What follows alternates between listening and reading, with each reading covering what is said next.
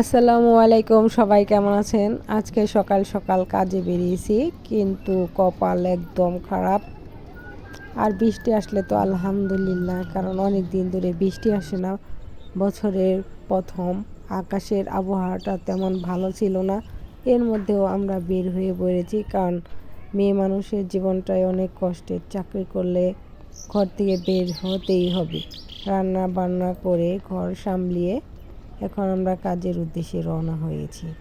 আকাশের অবস্থাটা তেমন ভালো না, চারদিকের পরিবেশটা অনেক সুন্দর ছিল। এখন শুরু হয়ে গেছে ঝড় আর ঝড়।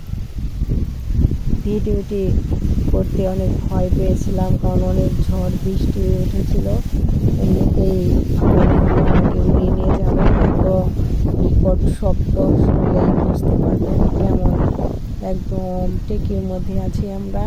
এখানে বাড়িঘর অল্প অল্প, তারপরে চিন্তা করলাম ভালো একটা বাড়িতে উঠি, কারণ ঝড় আসলে তো বুঝিনি একদম উড়িয়ে নিয়ে যাবে। এর জন্য একটু ভালো বাড়িতে উঠে একটু বসে দেখলাম কীরকম নিরাপদ একটা জায়গায় বসা যায় কিনা।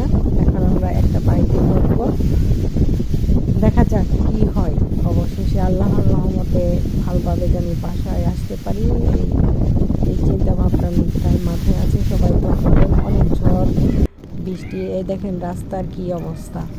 নতুন এক জোড়া জুতা কিনছিলাম, জুতাটা মনে হয় আজকে আমার শেষ হয়ে গেল, কারণ একদম পাহাড় দেশের মাটি, এই মাটি শুধু জুতায় লেগে থাকে।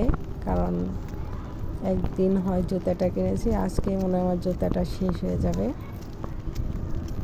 পাহাড়ি এলাকায় এমনিতেই মাটি মানুষকে অনেক মায়া করে, ছাড়তে চায় না, কারণ এই মাটি বড় মায়াদারি মাটি, কারণ পাহাড়ের মাটি আঁকড়িয়ে ধরে।